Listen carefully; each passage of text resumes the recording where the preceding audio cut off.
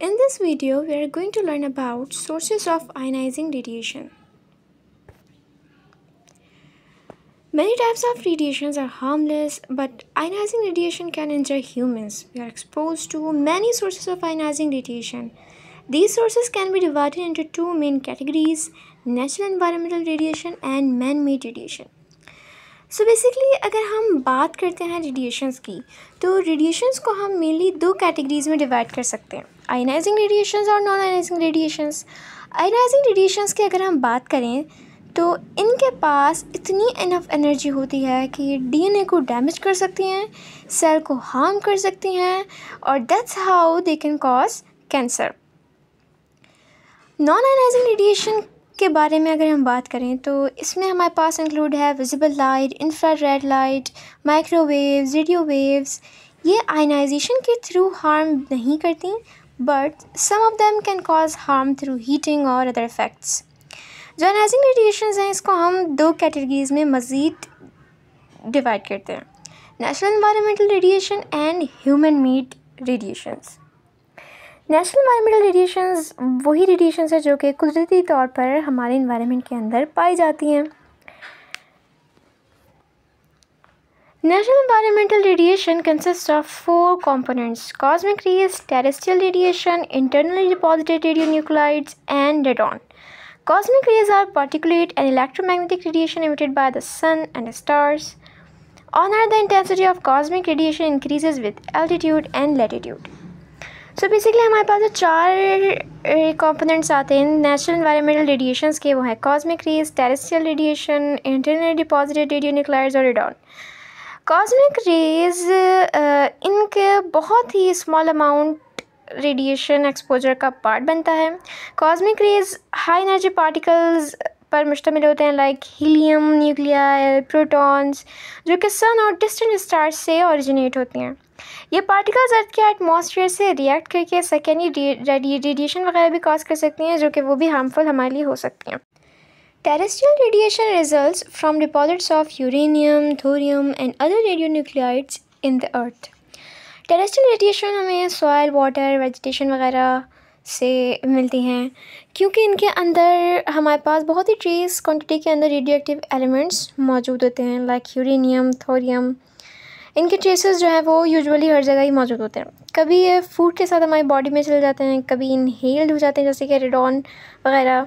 जिस एरिया में uranium, thorium की कंसंट्रेशन ज़्यादा होती है, वहाँ पे ये टेरेस्ट्रियल रेडिएशन भी ज़्यादा होती है because of radio activity. Usually इनका लेवल सब ट्रॉपिकल रीजन में ज़्यादा होता है। The intensity is highly dependent on the geology of the local area. Internally deposited radionuclides, mainly potassium 40, are natural metabolites. They have always been with us and contribute an equal dose to each of us. Okay, उसके बाद जो चौथी category हमारे पास है internally deposited radionuclides की। ये ऐसे radio active substances हैं जो कि हमारी बॉडी में एंटर हो जाते हैं और टिश्यू में रेस्ट भी कर सकते हैं, लाइक पोटेशियम 40, जो कि हमें डिफरेंट फ्रूट्स वगैरह से भी हासिल होता है। तो ये जो हमारे पास नेचुरल एनवायरमेंटल रेडिएशन है, ये हर एक को लग रही है, यानी कि ऐसा नहीं है कि ये सिर्फ और सिर्फ एक पे ही एक्सपोजर हो रहा है, इसका नहीं, इसका सब पे एक्सपोजर हो रहा है, तमाम ह्यूमन बींग्स पे एक्सपोजर हो रहा है। लेकिन वो एरियाज़ जहाँ पे रेडियो एक्टिव सब्सटेंसेस ज़्यादा है, नेचुरल रेडियो एक्टिव सब्सटेंसेस ज़्यादा हैं, वहाँ पर इसका थोड़ा असर ज़्यादा होता है। The largest source of natural environmental radiation is radon. Radon is a radioactive gas that is produced by the natural radioactive decay of uranium. तो वही यूरेनियम जो कि बहुत ही ट्रेस क्वांटिटीज़ के अंदर अर्थ में मौजूद होता है, और जो अर्थ के जितने भी मटेरियल, अर्थ बेस्ड जो मटेरियल्स हैं, जैसे concrete, bricks, gypsum wall, board, इन सब के अंदर यूरेनियम जो है वो ट्रेस अमाउंट के अंदर पाया जाता है। तो जब ये यूरेनियम रेडियो एक्टिविटी का प्रोसेस करता है, तो ये डिके करके हमारे पास रेडॉन के अंदर रिजल्ट देता है। और ये रेडॉन जो होती है, ये एक हमारे पास रेडियो एक्टिव गैस है जो खुद भी क्या करती है, रेडिएशन इमिट करती है।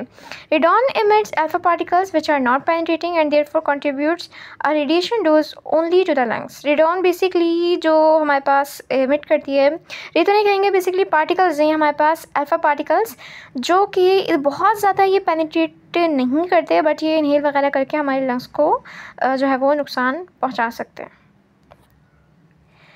ओके, तो ये हमारे पास है एक चार्ट कि जिसके अंदर हमें वेरियस सोर्सेज दिखाई गई हैं जो कि यूएस पॉपुलेशन पे रेडिएशन डोज की वजह बनी है। लाइक हमारे पास है cosmic, radon, internal, terrestrial, medical, consumer. अगर हम 1990 में देखें तो इसमें हमारे पास ओवरऑल जो रेडिएशन एक्सपोजर डोज बन रही है वो हमारे पास है 3.6 मिलीसीवर्ट्स, यानी कि ये इतनी इफ़ेक्टिव डोज है जो कि ओवरऑल 1990 के अंदर जो है वहाँ की पॉपुलेशन इससे एक्सपोज हुई है। जबकि अगर हम बात करें 2006 की, तो 2006 में देखें तो ये जो डोज़ है, इफेक्टिव डोज़, ये काफ़ी ज़्यादा हो गया। इसकी जो क्वांटिटी है काफ़ी ज़्यादा हो गई है। इसमें जो सबसे ज़्यादा हमें हाथ नज़र आता है वो है हमारे पास रेडॉन का। इसके अलावा सबसे ज़्यादा जो रेडिएशन एक्सपोजर का बायस बन रहा है, रेडिएशन डोज का बायस बन रहा है, वो है हमारे पास मेडिकल इमेजिंग। तो अगर हम मेडिकल इमेजिंग से निकलने वाली रेडिएशंस की बात करें तो ये हम देख सकते हैं कि 1990 में 0.5 मिलीसीवर्ट्स था और 2006 के अंदर 6.3 मिलीसीवर्ट्स तक पहुंच गया है। Now let's talk about human made radiation. तो बेसिकली ये वो रेडिएशंस हैं जो कि हमारी अपनी ही वजह से प्रोड्यूस हो रही हैं। लाइक जो हमारे पास मेडिकल इमेजिंग है, मेडिकल प्रोसीजर्स हैं, जिसके अंदर हमारे पास एक्सरेज, एमआरआईज, ये जो एनालाइजिंग रेडिएशन आ रही हैं, ये मेडिकल प्रोसीजर्स के अंदर शामिल है। कंज्यूमर प्रोडक्ट्स जो कि हम जिस तरह की चीज़ें बना रहे हैं, लाइक जो हम यूजुअली डेली लाइफ के अंदर अपने इस्तेमाल कर रहे हैं, तो उसके अंदर भी हमारे पास बहुत सी ऐसी चीज़ें जिनमें से रेडिएशन इमिट होती है। इसके अलावा जो हमारे पास न्यूक्लियर प्रोसेसेस हैं, उनके अंदर से भी जो रेडिएशंस निकल रही हैं वो भी हमारे पास ह्यूमन मेड रेडिएशन के अंदर आती है। So, human-made radiation, also known as artificial or anthropogenic radiation, refers to radiation produced by human activities as opposed to natural sources like the sun or Earth's crust. These sources include medical procedures, consumer products, and nuclear processes. Medical sources के बारे में अगर हम बात करें, medical sources के अंदर हमारे पास इंक्लूड हैं diagnostic x rays, nuclear medicine, radiation therapy. दूसरी चीज़ हमारे पास आती है कंज्यूमर प्रोडक्ट्स, जिसके अंदर हमारे पास building materials, tobacco, combustible fuels वगैरह आ गए। देन हमारे पास आ जाते हैं nuclear processes, mining of uranium, nuclear power plants, nuclear weapon testing and accidents, nuclear waste. तो ये तमाम चीज़ें वो हैं जो कि ये वो एक्टिविटीज़ हैं ह्यूमंस की जिनकी वजह से रेडिएशन जो है वो हमें मिल रही है। Then, other sources of man-made radiation include nuclear power generation, research applications, industrial sources, and consumer items. Nuclear power stations and other industrial applications contribute very little to our radiation dose.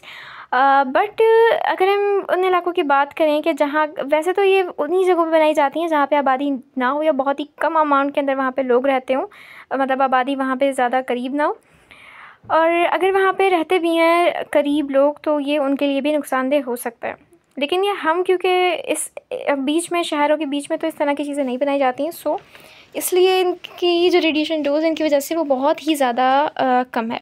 Consumer products such as watch, tiles, exit signs, smoke detectors, camping lantern, mantles and airport surveillance systems contribute 0.1 millisievert to our annual radiation dose. तो आज हमने समझा radiation की दो categories के बारे में, ionizing और नॉन आयोनाइजिंग रेडिएशंस, और इसके अलावा हमने ये भी देखा कि आयोनाइजिंग रेडिएशंस की दो कैटेगरीज़ होती हैं, नेचुरल एनवायरनमेंटल रेडिएशंस और human made radiations. Natural environmental radiation में शामिल है हमारे पास terrestrial, cosmic, internally deposited radionuclides और रेडॉन। जबकि ह्यूमन मेड रेडिएशन सोर्सेज के अंदर इंक्लूड है medical imaging, consumer products and nuclear processes. Thank you.